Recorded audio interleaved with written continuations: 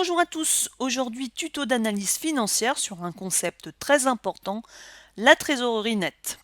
Alors la trésorerie nette, elle se base dans un premier temps sur nos réserves, moins nos besoins, ce qui nous permet donc de l'obtenir cette trésorerie.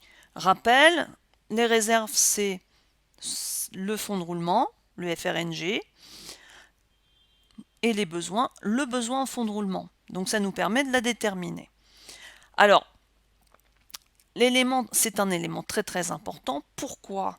Tout simplement parce que si vous n'avez pas de liquide, si vous n'avez plus de disponibilité, vous n'avez pas pouvoir payer par exemple vos fournisseurs. Et si vous ne pouvez pas payer vos fournisseurs, vous comprenez bien qu'à un moment, ils ne vont pas vous fournir vos marchandises. Alors, ça dépend de quoi justement le fait que ma trésorerie va jouer? De mon fonds de roulement ou de mon besoin en fonds de roulement. Donc il va falloir jouer sur l'un ou sur l'autre. Alors si mon fonds de roulement, je dirais, est négatif, on l'a déjà vu, c'est soit un problème lié à vos capitaux propres, c'est-à-dire peut-être que je ne fais pas de bénéfices par exemple. Pourquoi je ne fais pas de bénéfices? Mes marges ne sont peut-être pas suffisamment élevées. Peut-être aussi que j'ai trop investi dès le départ au niveau de mon entreprise, au niveau de mes actifs. Est-ce que j'aurais pas pu louer mes éléments plutôt que de les acheter? Ça peut être un axe de réflexion. De l'autre côté, mon besoin en fonds de roulement, j'ai trop de besoins. Pourquoi? Est-ce que j'ai trop de stock? Est-ce que mes délais règlements sont bien respectés? Voilà ce qui va pouvoir impacter sur votre trésorerie. Et voilà ce qui est important de définir dès le départ de l'ouverture d'une entreprise.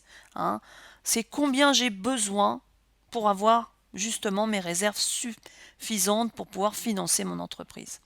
Alors, si évidemment nos réserves donc sont supérieures à nos besoins, notre trésorerie donc elle est supérieure à zéro, c'est très bien, et on a une situation d'entreprise qui est financière saine. Par contre, si c'est l'inverse, ma situation financière ne sera pas saine. Alors l'impact, c'est du coup, comme je vous l'ai dit, ne pas pouvoir payer, régler ces différentes dettes auprès de ses fournisseurs.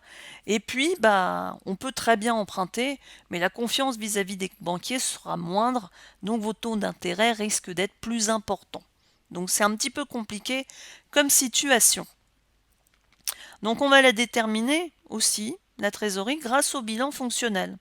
Alors, vous remarquez, tout en bas de mon bilan, dans l'actif circulant, j'ai la trésorerie d'actifs, je vous rappelle, banque-caisse, la trésorerie de passif, le découvert bancaire. Donc si on reprend les deux éléments, on peut donc déterminer notre trésorerie nette, TN, donc trésorerie d'actifs moins trésor de passif, et quand on regarde, là ici elle est négative.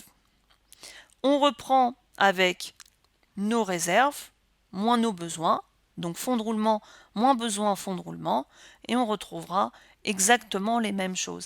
Elle est aussi négative. Donc ça veut dire que notre situation financière n'est pas saine et qu'il faudra jouer soit sur les éléments du fonds de roulement, soit sur les éléments du besoin en fonds de roulement pour pouvoir retrouver un équilibre financier. Alors, la trésorerie nette conclut en quelque sorte l'analyse du bilan fonctionnel. Il y a d'autres éléments via les ratios que nous étudierons beaucoup plus tard. En attendant, je vous dis à bientôt pour un autre tuto.